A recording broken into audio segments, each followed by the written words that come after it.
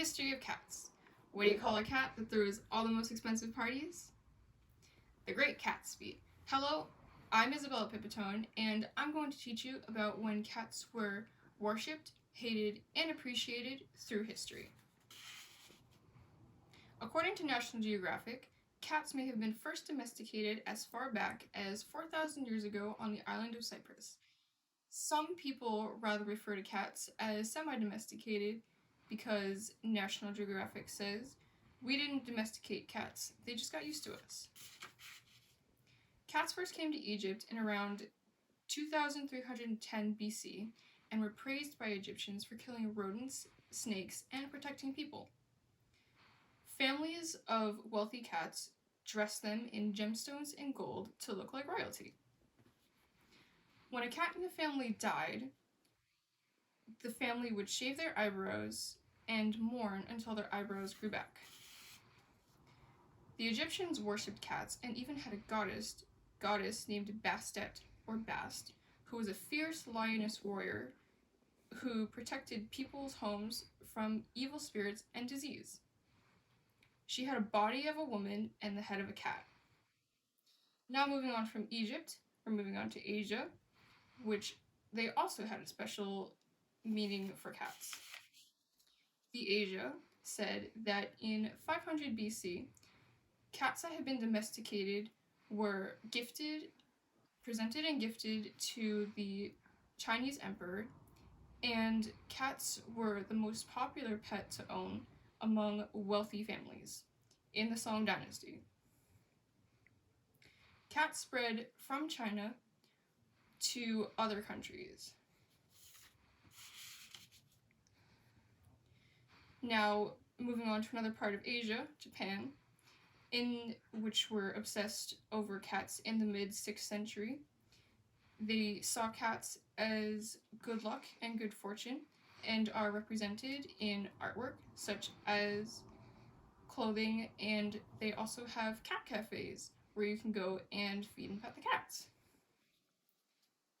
There's an island which is called the Island of Cats, which houses over 1,000 semi-feral friendly cats.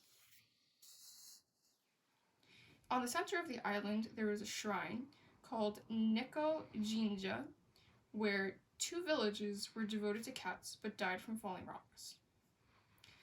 Now, moving on from Egyptians and Asia to where the cats worked their way into the lives of Vikings.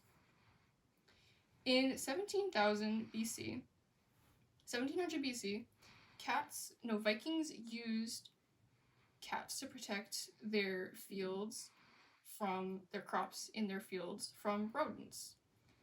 And they brought cats on their Viking ships on voyages to kill the rodents there as well. They also used their pelts to stay warm in the harsh, cold winter. While cats were on their Viking ships, they got spread further around the world. They had in Norse mythology, they had a goddess named Freya, who wore a cloak of feathers and leads a chariot pulled by 2 cats. Goddess Freya is known for love, fertility, beauty, sex, war, and gold. Now moving on from all these places that had positive outlooks on cats to Middle Ages Europe, where cats were associated with witches, and people believed witches and the devil transformed into cats. Some medieval writers often compared cats catching mice to how the devil could catch souls. In 1844, Pope Innocent VIII said, "The cat was the devil's favorite animal and are idols of all witches." Some nuns kept cats as pets occasionally, but they were still widely viewed as negative. For entertainment, cats were placed into large sacks or baskets and placed on bonfire, occasionally with witches, to burn. Another place that has a negative outlook on cats currently is Australia. Australia has feral cats that are hunting rare wildlife that is only found in Australia. So the government plans to um, get rid of all the cats to save the exotic wildlife in Australia.